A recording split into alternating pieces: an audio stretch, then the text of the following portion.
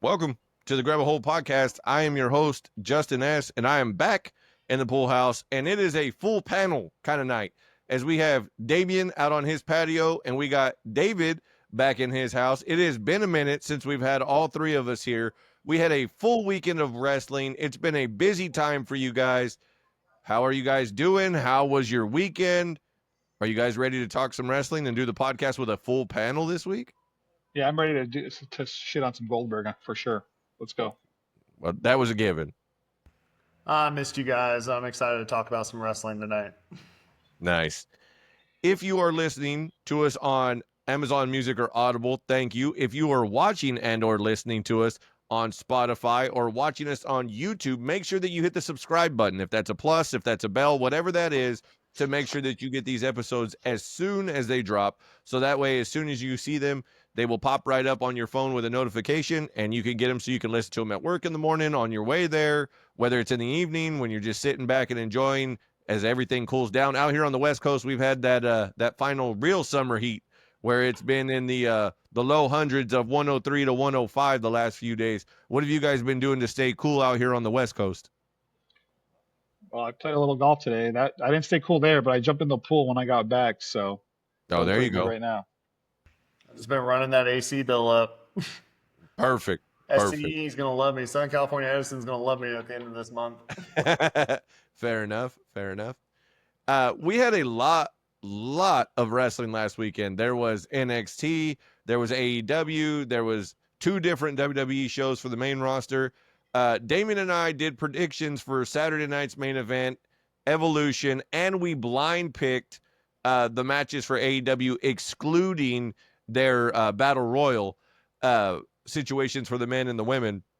So out of 16 possible matches that Damien and I predicted, the numbers came back as, for myself, 8-8, and for Damien, 7-9. Do you want the specific breakdown to know where you did better in?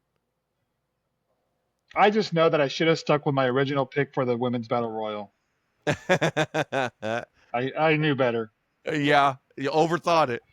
I did. To be fair, you actually did better blind picking AEW at 4-2 than you did with WWE at 3-7. I could do Tony Khan's job easily. I want to talk a little bit about AEW off the top. First of all, shout out to J May and Tink on Discord for streaming that. I was able to watch the whole show. I don't know if you guys saw everything that came out of there, but Adam Cole is hurt again. Another concussion, using, the retirement word. Everything that he's done since leaving NXT and Undisputed Era seems to be either riddled with injury or snake bitten. They've changed the name of his group. He's, shattered his ankle and lost a year there. There's been so many things that have gone poorly for him. Damien, for you, when you think of Adam Cole, do you feel like he just needs to go ahead and not play around with these concussions and move on and do something different? No, he should keep going. It's just tough to tell, right? How many concussions is enough concussions, Right. There's no exact science to it. Right. Maybe take some time off. Maybe go the Daniel Bryan route or Bryan Danielson route and take a couple years off, let his body recover. Just go away, do something else, start a family. I don't know. And then maybe in 2-3 years, he's still young enough where he can come back and have a Daniel Bryan type run, after or even an Edge type run after being out for 3 or 4 years, Right. Let his body recover. David, where are you in the sense of all of us coaching various sports at different times? We were just talking about CTE and concussions and the reality of that. When it comes to whether it's professional wrestling or sports, how do you feel about concussions and their effect in the overall of somebody's health and how they should decide to move forward or not? I mean, I really do think while all concussions are serious, you do need to take it on a case-by-case basis because you do see guys who get concussions and in a week or two they're showing they're back to normal. But we've also seen these stories of guys who get concussions and they feel these effects for months or even years. And it's really like what he should do and any athlete should do is just whatever the doctors think is in the best interest of their long-term health. Like, there's no sense, like, as a competitor, I get it, but there's no sense in risking your long-term future if, like, it means taking even a year off to prolong your life and your career. Right.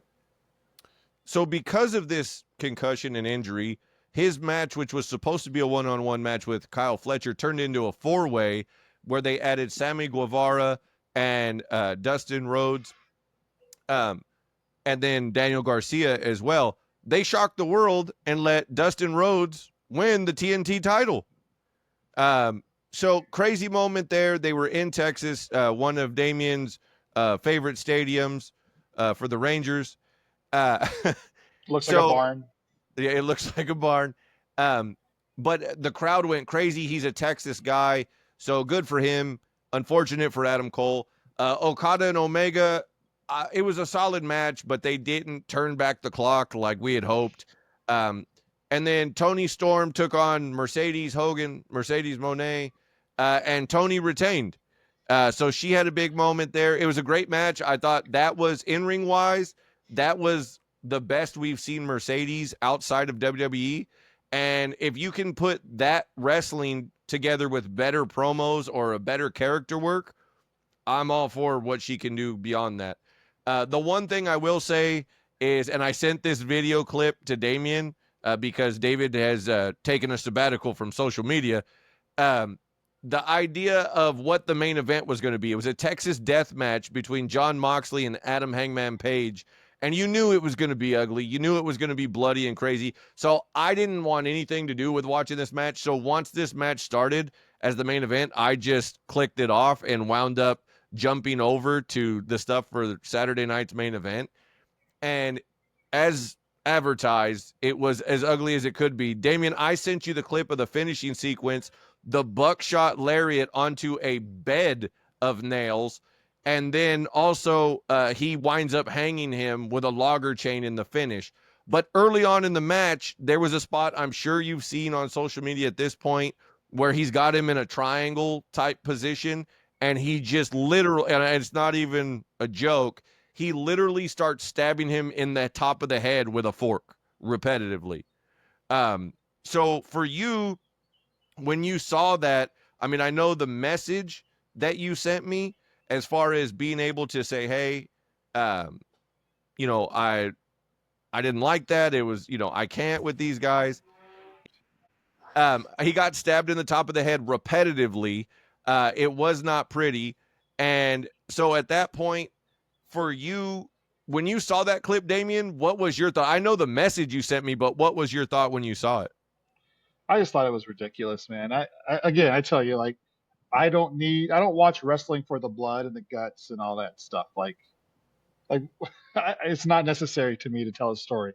If they want to go be ECW wrestlers, if they want to go be stuntmen, and I don't know, man, like go do something else. Like I don't think it's good storytelling. I don't think it's entertaining wrestling. I don't think it's necessary. Like you're not doing anything to make me say, oh my God, Moxley's more of a man than Seth Rollins is. You know, like it, if anything, it just screams stupid. I cannot. I love blood in a match when it makes sense, right? Like for the point of telling a story. Uh-huh. But when you're doing it every single time you go out there and every single match is a Texas death match or blood and guts match or whatever you want to call it, and every time you're getting stabbed in the head or falling on a bed of nails, it loses its luster. Like I've seen it so much from Moxley that seeing it on, at All In at their biggest pay-per-view meant nothing. It's like, here we go again. Right. And so I just, you didn't even watch it, and I watched the replays, but I didn't care for it. So just knock it off, man. Just go wrestle. How about wrestle? You're a wrestling company. Go wrestle. For you, David, is there ever a point for you to see that extreme of a quote unquote match? Because I'm not going to call it wrestling because it's not meant to be actual wrestling. It's meant to be a match. So do you have any interest in that? Or is that more of just like, that's not my deal, so keep it moving? Yeah, I mean, an occasional spot, like Damien said, if the story calls for it and it like flows naturally, where it just like, I'm not into that. I forget what it's called, but where people are just into that gore and the bloodshed and things like that. That's not for me. Like that doesn't make me go, oh yeah, you know what? Maybe I will watch AEW because they do this or anything like that. I don't watch it anyway, but stuff like that is definitely not going to, entice me further. Right. No, that's fair. Blood should So- be tastefully done Okay. for it to No, work. that's fair. It shouldn't be expected to be like, well, these two are fighting, so there's going to be buckets of blood everywhere. And in a negative way, where you feel like, oh, they're going to use everything, they're going to go crazy and buck wild, to where it's just like, It should be shock. Like it should Yeah. be something that happens unexpectedly. Like, oh wow, that was a really big shot. Like for example, I would use the CM Punk Drew McIntyre Hell in a Cell, right? Like, yeah, there was blood there and there were some brutal spots, but it was like the story called for it. It wasn't just who can make the other bleed more. Even like when you look back, Drew's injury wasn't supposed to be what it was, right. you know, and that blood was accidental to an extent, you know. Mhm. But that fit that story. It wasn't just like, oh, what can we get away with on this? You know, because it's pay-per-view, we've got to ratchet it up to an 11. Right. With that said, the overall weekend, that show was a marathon of a show. I believe it wound up with the pre-show being almost, if not 8 hours. So it was a long day of that. And then it transitioned into Saturday night's main event. Well, I heard Damian, it was the longest pay-per-view since WrestleMania 35. Yeah. Yeah. Time-wise, it hit that mark. A lot of people slid right into Saturday night's main event on NBC and Peacock. You and I, Damon, when we did our predictions, we said, hey, there's only 3 matches listed. We expect there to be a fourth. We would find out later that fourth would be Jimmy Uso taking on Solo for the U.S. title. We'll go ahead and go through the results, and then we'll talk about what we saw, what we liked, what we didn't like, and all that good shit. It opened with Randy Orton and Drew McIntyre. Orton would pick up the win here, but this is all part of a catalyst to get to SummerSlam, which is Jelly Roll and Randy Orton taking on Drew and Logan Paul. Solo would retain against Jimmy Uso. Seth Rollins would lose to LA Knight in what would seem to be an injured knee. We'll talk more about that here momentarily. And of course, the headliner of Saturday night, according to WWE, was Gunther taking on Goldberg, in which they went 14 minutes and Gunther took the win there. And as we saw, they went straight to commercial, and then when you came back, he had like 15 seconds to talk, and then they cut him off of that too. So what? So let's just start there. On behalf of Bret Hart, Damian, how do you feel about what they did with Goldberg?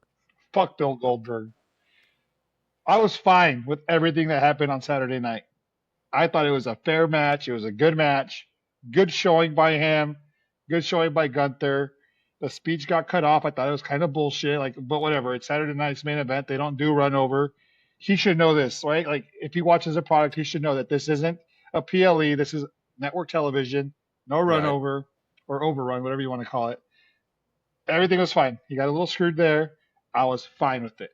No problem with what happened. Right guy won. I called that he was going to sleep. You called his son would get involved. It was pretty, by the numbers, but it was good. It was a solid match. Good way to go out. No shame there. David, for you, what did you think? I mean, I'm just like Gunther can make anybody look serviceable or good. Like he doesn't get enough credit for making a 58-year-old, like 1.5-legged Bill Goldberg look Right. presentable and somewhat formidable, And so, like, props 100% to Gunther for everything. He carried that match from Right. start to finish, and so good on him. And the right guy won. I'm glad he won. And now we can just move Moving on. I saw this morning Ariel Helwani and Bill talking, and Bill being unhappy with what he went through and how things went and the cutoff of the speech. And he used Cena, he used Taker as a reference that WWE wouldn't do that to them and how they mishandled time and whatnot. I think that 14 minutes was too long. He doesn't go 14 strong minutes when he's healthy and not 58 years old, let alone being on one leg.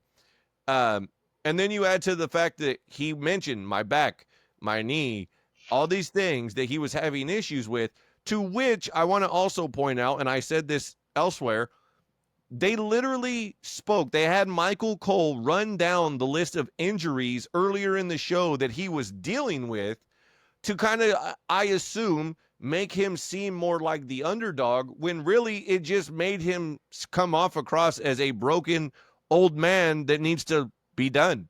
Like, it did not come across well at all. I think they were just making excuses for him in case things didn't go well, right? In case he couldn't hit that jackhammer, or in case it looked bad, they were making the excuses for him in advance. Like, he's hurt, he probably shouldn't be out here, but he's doing it anyway.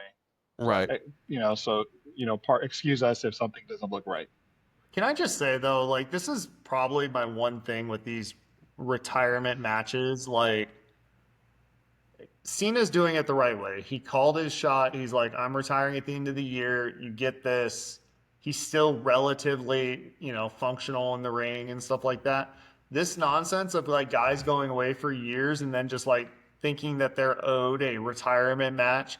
Like, it was kind of disappointing. I was never a big Goldberg fan anyway, but just like watching him walk out as a shell of his former self. He's not as big. He's hobbling out. Like, Right. it just looks old. It didn't go, oh, remember the good old days. It was just like, oh, those days are so far behind us now, and you're seeing the like visual representation of it. And sometimes it's like, hey, you had a great career, you won championships, you made a lot of money, blah, blah, blah. You're done. It's good. You don't need this match. It's like not everybody gets a retirement match. Right. And nor should you. I mean, I know that obviously he wanted to at one point show his son what he could do and whatnot, and that's great. But he had a great secondary run with Brock, right? They shocked the world. He wins the title from Brock. They do the 33-second match, and he carries the title for a while, and they do some fun stuff in between. He gets his son involved to do the thing with Lashley. To me, that's where he should have walked away and just said, I'm good. Like, that's it. My son got to be involved. I had one more title run. We're good. Like, let's call it. To sit here and 3 days later, 4 days later, sit here and shit on, because that's what it was in the interview. What he said was, I'm very grateful, but, and it's like saying with all due respect and then shitting all over somebody disrespectfully is what he did. And Peter Rosenberg, who is a well-renowned radio and DJ host of radio in New York, and is also a WWE pre-show guy or post-show guy, went out and said the exact same thing that you guys just said. Not everybody has a retirement match, nor is it needed for everybody that has a match. And so he should be grateful that he was given that opportunity.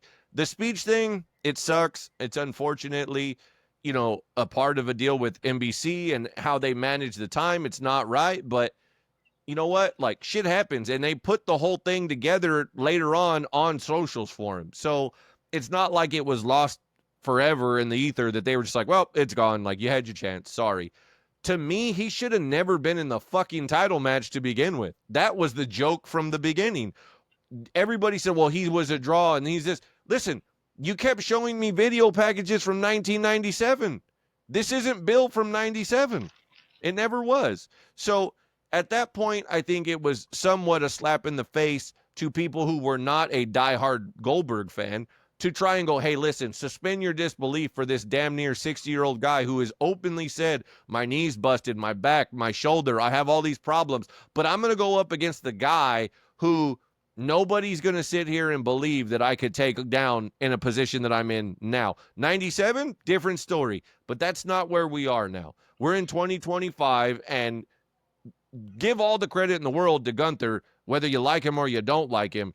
He was given chicken salad, or given chicken shit rather, and told to go make chicken salad. And he did the best he could. I'm surprised they went 14 minutes, but I listened to Jim Cornette this morning, and he had a good point that I don't think that what they had planned that they thought was going to take 14 fucking minutes. And that's what wound up helping kill his speech at the end, that it just wound up being that he moved slower, and the way that the match was designed, that Bill just didn't move well. They didn't get to the next thing in a fast enough manner, and that's what helped kill that. So I'm glad it's over. Let's move the fuck on and be done with this. We don't need more of this. I don't want to see Bill Goldberg in AEW. I don't want to see him pop up anywhere else and go, this is how I want to do it right. This is how they treat legends over here. Bye, Bill. I don't hate you, but I don't need to see you anymore. Enjoy your muscle cars. Show me what you know out there doing that fun stuff. I don't need to see you in a wrestling ring anymore. Go stand on the sidelines of your son's college football games. Yeah, go yell at Coach Prime. So with that being said, there was also what was deemed a scary moment as Seth Rollins would have to basically call an audible is what it looked like on the screen by going after LA Knight in this match. And he went back to back. The first move that he hit, his knee was underneath him. And then when he landed on the moonsault part of it, he landed on his feet, and everybody assumed that he tweaked his knee somewhere between one of those two moves. There has been conflicting reports about how this is going and what this really is and whether it's not, or, is he really hurt? Is he not? Is it a problem? He's the Money in the Bank holder right now. He's got a faction. He's in the main storyline. We now know after Monday that Roman is back, which he's supposed to be tied to him, as we now know that Gunther's going to face Punk at SummerSlam. For you, David, when you saw this, did you think, oh, that he's definitely hurt for real, the way that it played out on TV? Oh yeah, for sure. Like the way he landed that, like I've heard these things that, oh, it could be a work or that he was hurt prior. Like he worked for like what, 5 minutes in that match before that spot. Yeah. Like, and looked relatively good, Right. like with everything he was doing. If he was hurt going into that match, I don't think you move that way, if it is something significant. And we've seen athletes land like that and go down with like torn ACLs and things like that. And so, like, that doesn't surprise me, especially in a knee that's already been reconstructed before and all that. And, I know there's been talk that Seth should retire some of these moves, that he's not that wrestler anymore. But yeah, it definitely, my first instinct based on the look on his face and the look on LA Knight's face during all that is that it was legitimate. Damian, for you, as somebody who's been, a continual fan with a smaller gap than David's, you were around during that Attitude Era and then how it kind of got, fell out and then you came back. For you, we've talked about kayfabe and that situation. Do you feel like this is a modern day version of how they can use kayfabe? Because whether you think he's hurt or you don't think he's hurt, it's got everybody talking around the water cooler. And so this is a good way that whether he is or he isn't, like I've heard reports from Brian Alvarez that said a different guy that he trusts, and he named his name. I don't remember his name, but he said that he told him this whole story was going to be like this on Thursday, but it was off the record at the time. Then we've also heard that he, like David just said, that he was injured prior, like he needs his knee scoped and like cleaned up type of deal. So they use this as a way to say, oh, he's going to be out longer and then he's going to return sooner and surprise everybody. And it's going to look like he came back sooner. Whether or not any of those things are true or any of those things are going to happen, it's got a buzz about it that's making everybody go, it is, it isn't, it is, it isn't. Isn't that what we want? Isn't that the literal definition of kayfabe, is not knowing? Yeah, we want to not know, right? It would suck if we knew. It would suck if we knew that he was hurt, he's out for 9 to 12 months. Or it would suck if we knew that this was a work. Right. It would suck if we knew, like, he's not really hurt, guys. Like, he's just pretending to be hurt. He's going to be back in 3 weeks at SummerSlam, but we're just pretending he's hurt so that, he's off everybody's radar. When he shows up, it's a big deal. Like, Right. I like not knowing, because I'm sitting here, like, thinking, is he going to show up at SummerSlam? Is he going to, cash in on Punk? Is he going to, maybe wait until the Royal Rumble or another time, somewhere down the line and cash in, sometime before the 9 to 12 months. Or is he just gone? We don't know. Like, he could just show up. I mean, because you figure an ACL for wrestlers is what you say it for for a football player, basketball player, is a year. For a wrestler, maybe 9 months. Mm-hmm. So he'd be back around WrestleMania season. So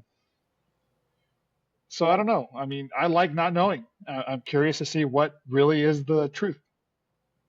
He brought up. Maybe he is hurt. Maybe he legitimately got hurt on that move, but it's not an ACL. Maybe it's something just smaller. like something smaller, and he's going to get it. And he has some other things going in. Going to get it cleaned up, and he'll be back in 3-4 months. He was a guest host on the Rich Eisen show this morning, and he said, I am in a knee brace. I am on crutches. You don't see them because they're off camera currently, and I'm sitting at this desk. And mentioned that, oh, well, I couldn't get the MRI. They said my knee was too swollen, and so we're going to have to wait another 2 weeks and whatnot. To me, as somebody who is as big of a fan as I am, and to your point about liking not knowing, it made me question, go, wait a minute. Like, I thought he kind of was hurt, but now when he's saying like, oh, it's too swollen, like that is a thing, but like to say, oh, well, it's another 2 weeks. Like it seemed too matter of fact, almost like, oh, we got to check this box and then we do this one. And I got to go to TV over here. So I got to tell him this. So I like it. I like the idea of that being used as kayfabe and the way that they're going to do it, which is interesting knowing what they have with this new show coming where they're supposed to, reveal some of the creative aspect of what they're doing and kind of pull the curtain back even farther. So I like this. I hope they use this as a way to continue to go forward and use a modern version of kayfabe for this. So I think any injury they ever have, they should just do this and leave it ambiguous and not let us know.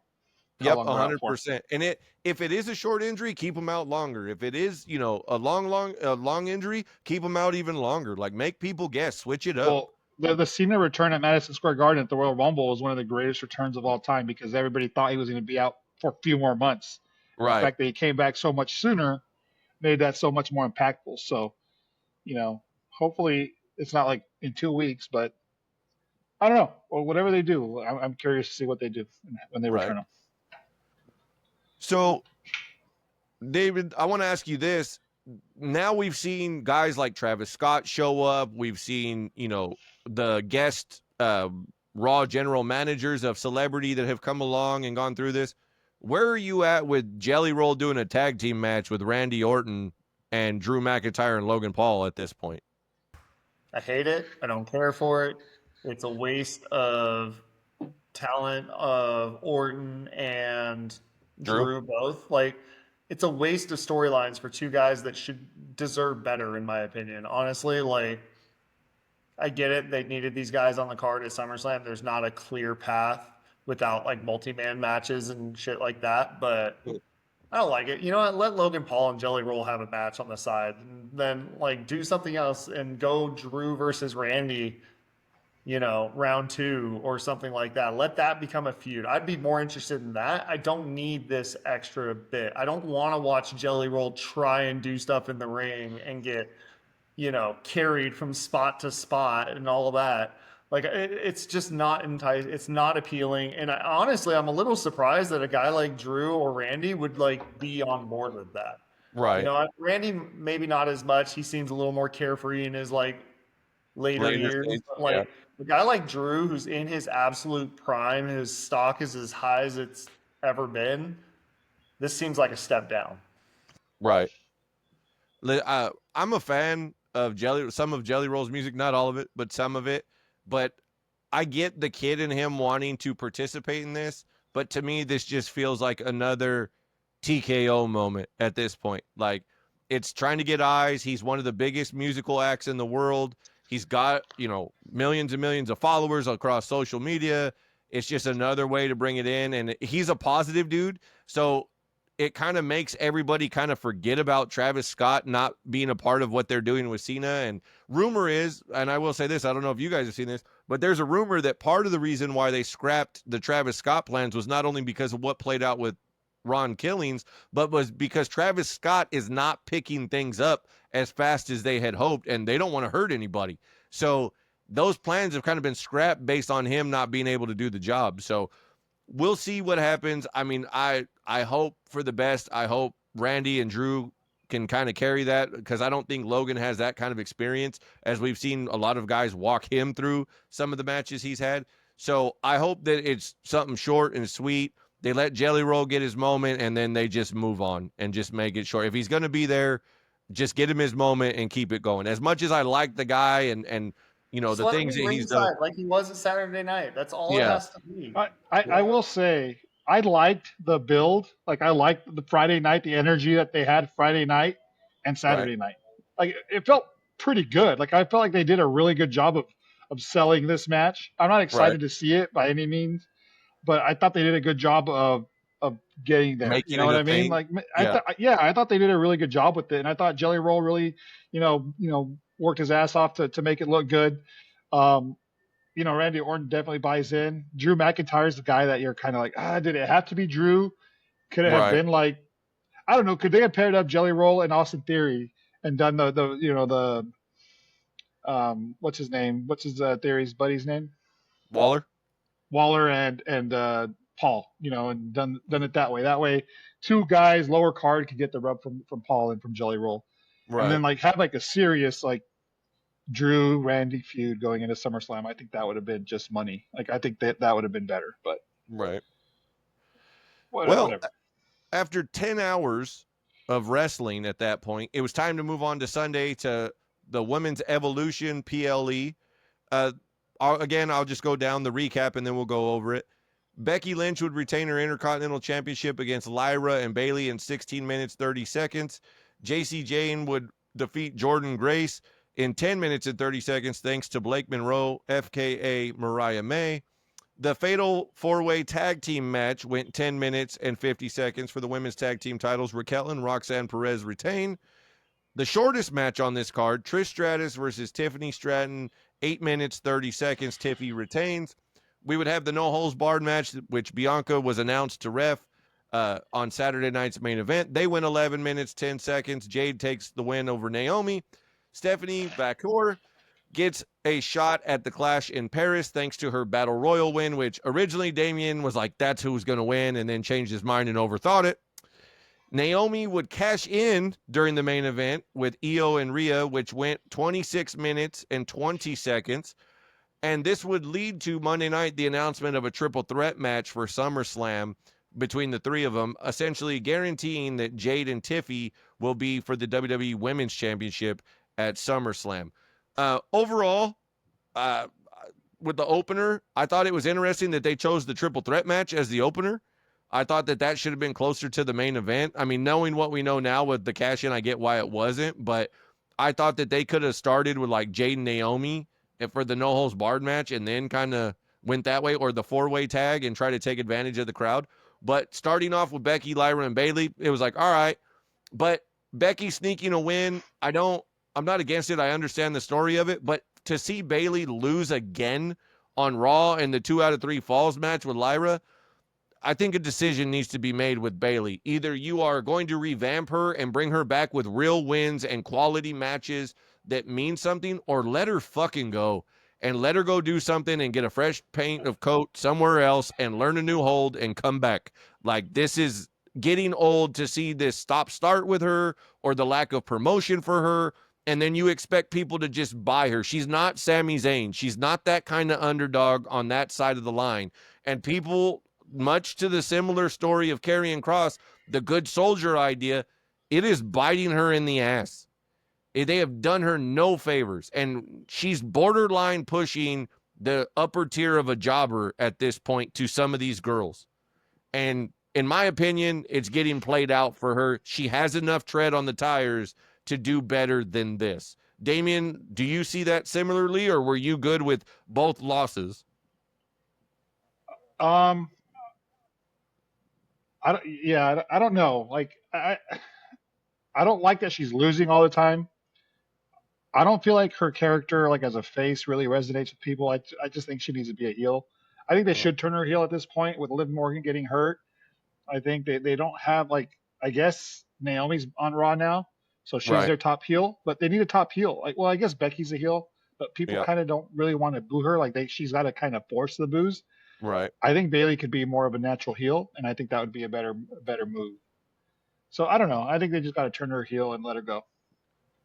David, is that where you are? Yeah, I think like it works story wise, I think, for her to turn heel, but like she's just spinning her tires as a face right now, and like you said, she's getting no love. And unfortunately for her, it's just the women's roster is stacked right now, and so they don't really have a lot of space for her. So I don't know what else you do, like that seems like the only logical thing you could do right now. Mm-hmm. Damien, to your point about people not wanting to boo Becky anymore, do you think that it's the status of where she's become after, everything that happened to become, 2-belt Bex in the main event of WrestleMania? Or do you think that once she was in a main event position and her becoming a mom and it becoming a thing, that to people became so much of a beloved thing that they're like, yo, she's doing it for her kid, and like she's got Seth, and they both wrestle and they're both good. So what do I hate about that? Like why should I hate that? Like I haven't been a fan of Becky's heel turn since she came back. Like because everything that she was selling before was so likable, like you said. She's married to, Seth Rollins, one of the biggest superstars in the company. They have a kid. She went and did a New York Times bestseller book. Right. She's acting, like she's in movies, right? She's in television shows, or she's going to be in some movies coming out. She's about to be in So Happy Gilmore too at the end of this month yeah, and yeah. on Netflix. Yeah.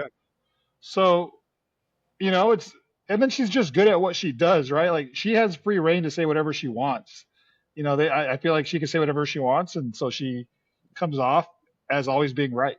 like I think she made a comment about Naomi, like, you know, before she was a world champion, saying that she ran away and ran off on her, and so she doesn't have anything good to say about her. Like she's right. Like she's not Right. wrong about anything she's saying. So um, she does a good job of forcing the booze, but I'm not a fan of that. Like when you have to force the booze the way Cena was by Yeah. attacking the fans, you're like, it's not natural. So I'd rather just have them be their natural characters and let the fans, Aside from there. decide. Like Karrion Kross is working heel, but he's getting a reaction. So just be that heel, Right. anti-hero, and just kind of keep going with it and keep getting the reaction that you're getting. So Right.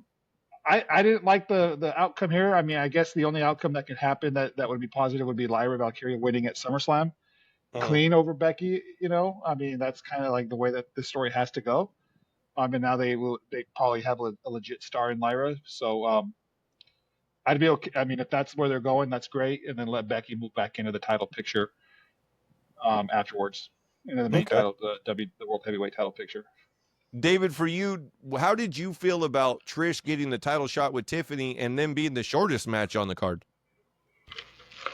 I mean, the title match, I hate to compare it to the Goldberg thing. It just didn't make sense from why does she deserve a title shot? I realized you needed somebody for Tiffany to fight before she, or wrestle before she got to SummerSlam with Jade, which we all knew was inevitable. But to Trish's Right. credit, she looked a heck of a lot better in a match than Goldberg did, and she looks like she could still hang. So, for at least 8 minutes, I think that's the right pacing for something like that. When you have somebody who's on the latter half of their career and you're just trying to get them a little bit of a shine and a little bit of a rub, like with her and Tiffy, then like 8 minutes was perfect. It was enough to Right. showcase both of them, that looked like a clean match, and then pack your bags and move on. Did you guys feel like the Battle Royal was done well? That the way that they put everybody in at the same time, it wasn't like Royal Rumble style to get a reaction. Therefore, there wasn't any surprises. Like, did you feel like it was okay the way that they did it for the show, or do you feel like, well, it was kind of like, we're not doing any surprises, so let's just throw them all in there and it'll be faster to get them out that way?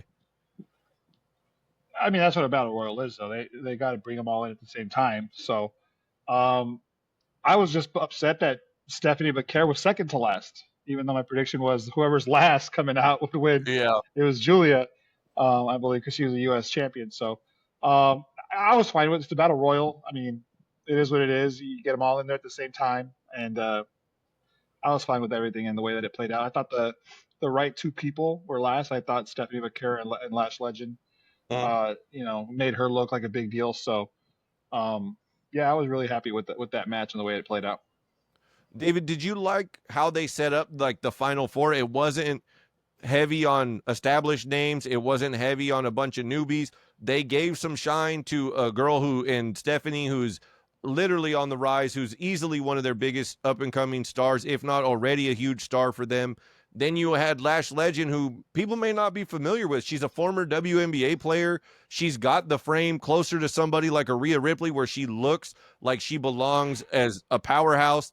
And then you had the two of them work together. It wasn't just like a Charlotte. It wasn't just a Naya or a Natty where you went like, oh, it could be them, but it's probably going to be that. Like, the opportunity to shine for the newer faces and newer names was a little bit different for them. How did you like that?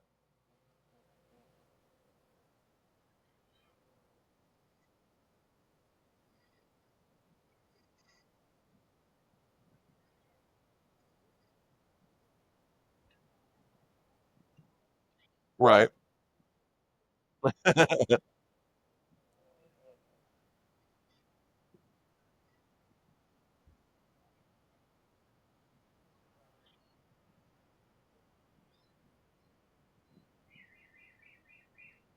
Mhm.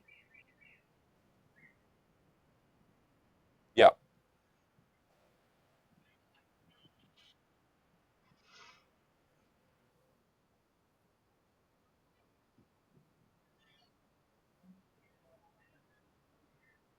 Right.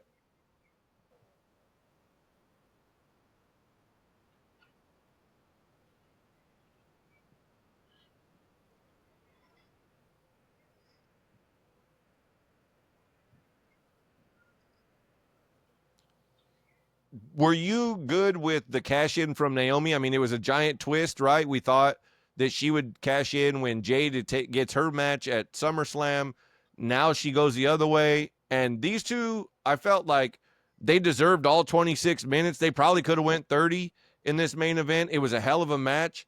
The only thing, if I'm nitpicking, and we've talked about this, David, you and I big time have already talked about this, is the ref bump, right? Like the ref stays down for way too long for shit to happen, and then the amount of time that it takes to get that referee back in is like, you didn't get hit that hard, or that didn't warrant you just laying on the ground for that long in order for them to go out into the crowd and have EO do the dive spot.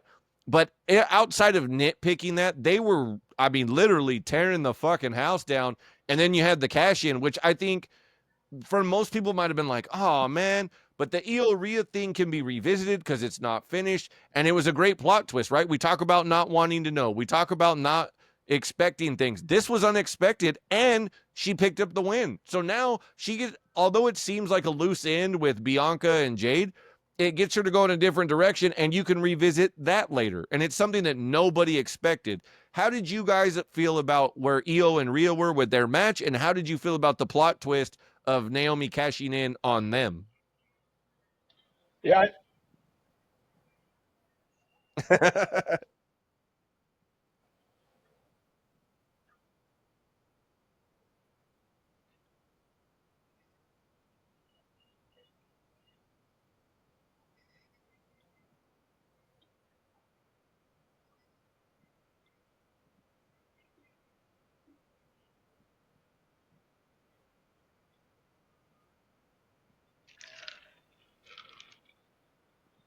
Right.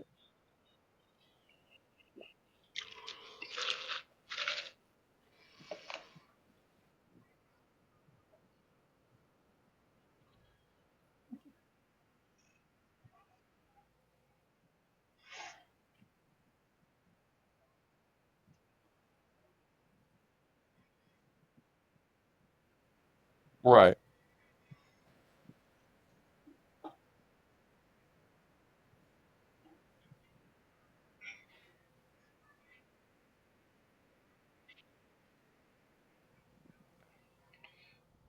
yeah, man. It just to me, I liked it. It just felt like a really hard reset. Like Naomi has like no real history with Rhea or Io, and now they're thrown Right. into this triple threat match at SummerSlam that they have to build over the next 3 weeks. And what are they going to do? You know what I mean? Like to make it really interesting. I don't know. So I just wonder why they felt they wanted to pull the trigger there. Mhm.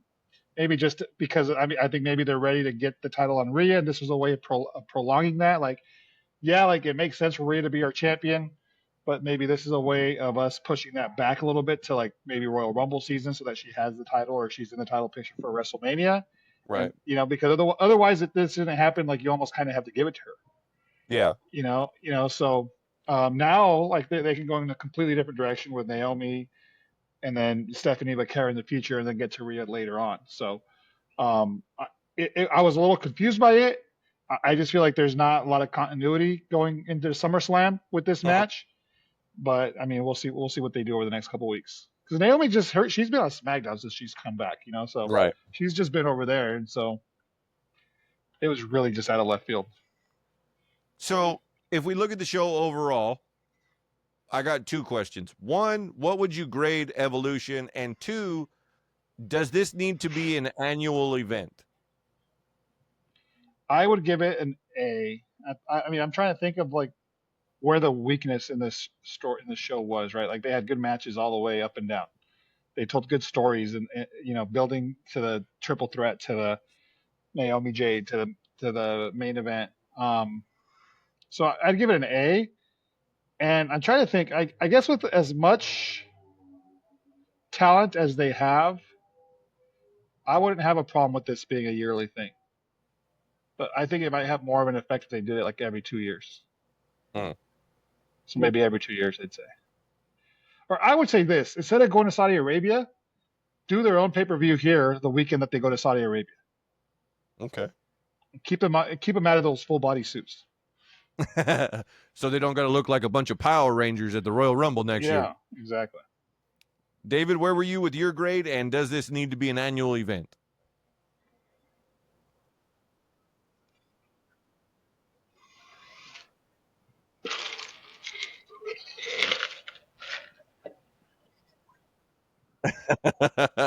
Right.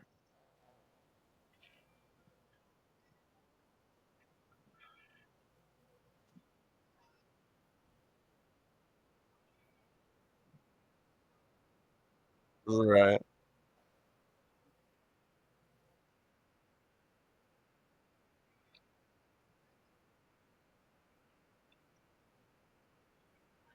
Yeah.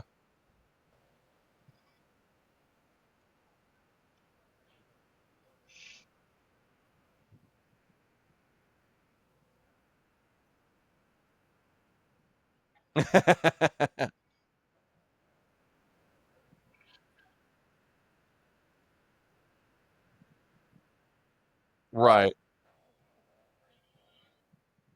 Right.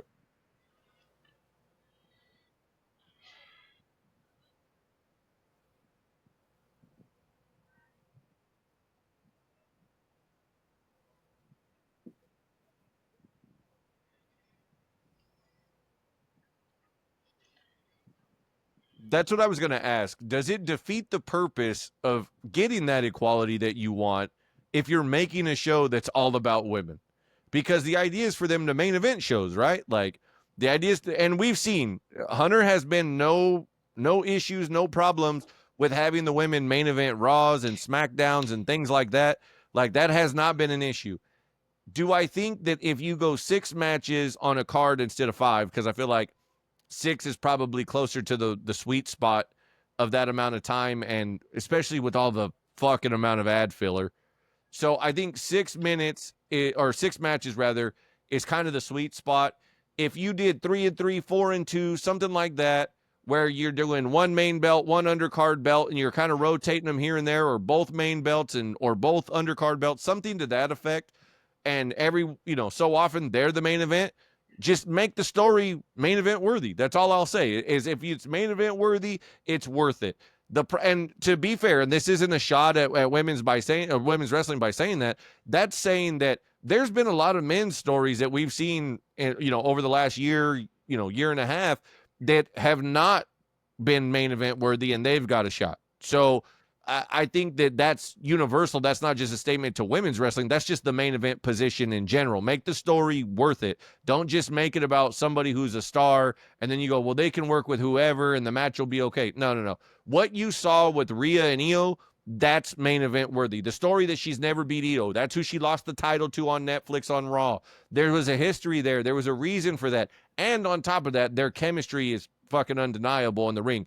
For everything that we saw leading into WrestleMania, where Io was clinky and totally looking like she needed to choreograph stuff, the triple threat match at Mania came off without a hitch. Now you have these two have a match because we're not seeing them defend titles on such a regular basis as we once did. This was another match where she tore it up and you went, oh, that's why she's the world champion. I get it. So I think that if you make the story worthy, there's no reason why they shouldn't be able to main event PLEs, or why they shouldn't main event, major PLEs or tentpole PLEs for that matter. Don't just give me women's Money in the Bank because, well, they should have one because the men have one. Alternate them. Don't put them on the same show. Make it at a different time. Do a women's Evolution match where it's not, or pay-per-view or PLE, when it's not in this cycle of every 3 weeks where you can tell good stories and every match delivers like this one did on top of the storytelling. I think there's ways to do it if you're going to do it. And if you aren't going to do it that way, then fuck it. Make them a good enough story and have people that can wrestle and go like this and make them the main event of the show. It doesn't need to be an annual thing if you do it right. But if you're on the idea that they need an annual pay-per-view just for them, then make sure that they deliver. For the grade, I'm in the same boat. I'd give it an A. There was a lot of talent. Damian, you and I, what's that?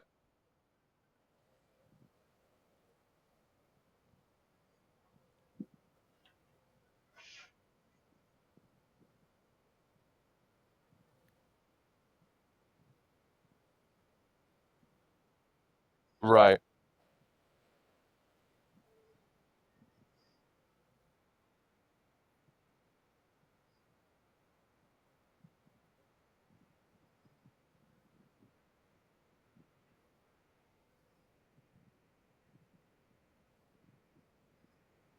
Yeah.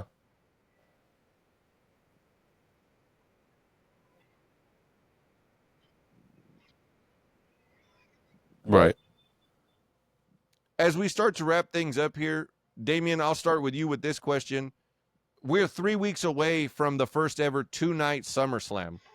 Is 3 weeks enough to get to a 2-night show fairly? I mean, WrestleMania is the only other 2-night show, and they get 6 weeks or more to build to that show. They're trying to do SummerSlam 2 nights in 3 weeks. Well, WrestleMania felt like it took way too long to get there. Now we're saying that there's not enough time. Right. No, I think we're fine because a lot of the matches have already been building up to SummerSlam. The Okay. Cena Rhodes has been building. Right. What else are we getting? We're getting AJ versus Dominic. It seems like Right. at SummerSlam. We're getting Becky versus Lyra at SummerSlam. That's been building to that. Right. Naomi, the triple threat for the World Heavyweight Championship. It felt like that was thrown together. Jade and Tiffany. I mean, we've known about that match already for a couple of weeks. So I think we're fine. I think we just got to say, okay, SummerSlam's big. It's 2 nights, but it's not WrestleMania. So, it's okay if there's a few more popcorn matches on this card than WrestleMania has. David, are you in that same boat? I think they want to do more fun stuff, right? This is where they get to put together a Jelly Roll and Logan Paul match, and Right. they've done this traditionally at past SummerSlams where they try to get more. Right. Stephen kind of Amell and Cody. involvement. Yeah. It's true. David, are you in that same boat where it's about, there is matches built in. We understand some of the ones that just got announced Monday night. We still have some things coming up Friday night. Or do you think that this needs to be crafted better if it's going to be a 2-night show and you're going to make it that important?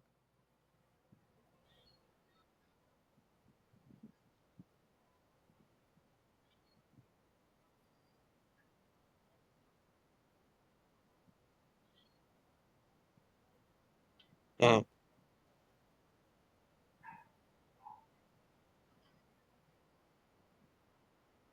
Right.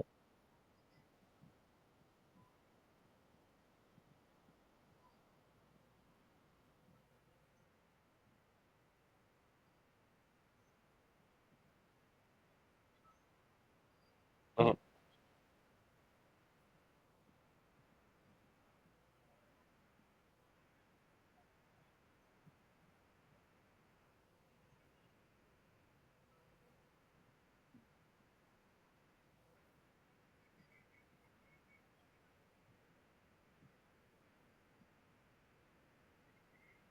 Right.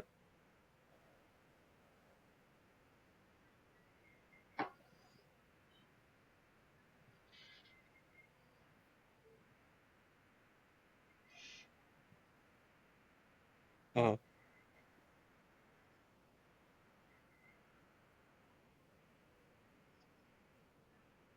Right. Okay.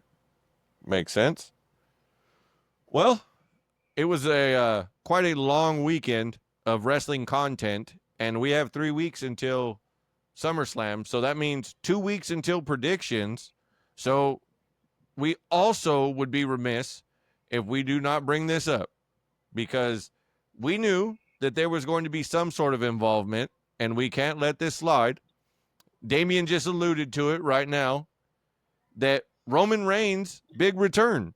No Seth Rollins, but you saw Heyman realize who was coming at the end of the show, as we saw that, as we said, that the gauntlet match that they had, Punk became the number one contender. And in the last two, it was Braun Breaker and CM Punk. And as the show goes off the air, you know, Roman's in the ring. He's pointing down the walkway, and you see Heyman in the background screaming no. And you see his dramatics and the theatrics that he has. Now that there's no foreseeable Seth at the moment, based on what we know, don't know, think we know, do you pivot and say he's trying to get his revenge on Heyman and that he's going to go through either a Braun Breaker or Bronson Reed going into SummerSlam? Or do you just kind of wait and then that's the haha moment that they do it quickly and that Seth comes back and suckers him in and that we still get Seth and Roman at SummerSlam? No, I think we're getting just like a one-off tag team match between Roman and Jay and Braun and Bronson. Okay. I think Roman's going away, right? He's going to film the Street Fighter. Cody's in the movie. Roman's in the movie. Yeah, there's a few of them. So I think he's going away after SummerSlam. I think they're bringing him back for a couple of weeks. Going to have a fun match to set up something for later. Okay. Like, this will be something that they can revisit in the future and say, look, this is what happened at SummerSlam. Okay. We just talked about. That's right. It's that every third of the year. For you, David, we talked about the cash in and the plot twist of how that became something that we weren't expecting. It was cool. How did you feel seeing Roman come back on Raw and it was like, oh, shit, he's here. Okay. Or was it like he's only here now and it's just a matter of time before he leaves again?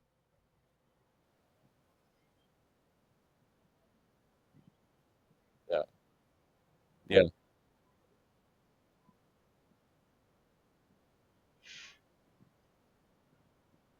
Yeah.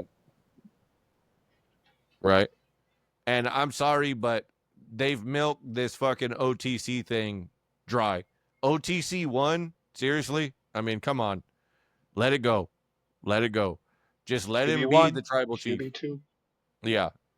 Let him just be the tribal chief and be done with it, for fuck's sake. As we get out of here, was there anything that we didn't touch on that you guys felt like we needed to or that we missed? All good, huh? Well, do we have a commitment? Do we have a commitment for next week, David, or are you on the Roman schedule?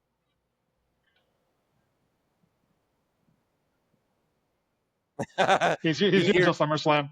Yeah, until prediction week, and then after prediction week, he disappears. He doesn't come back for Fallout week to find out how it went. Hey, we got to take advantage of him this summer because as soon as the school year starts, he's going to be MIA. He's going to be a ghost. That's for sure. Well, David, what do you have to tell the people on the way out? Damien? I got nothing. He's got nothing. Shout out to my family this week, just because. We'll see you guys next week on another episode of the Grab a Hold podcast.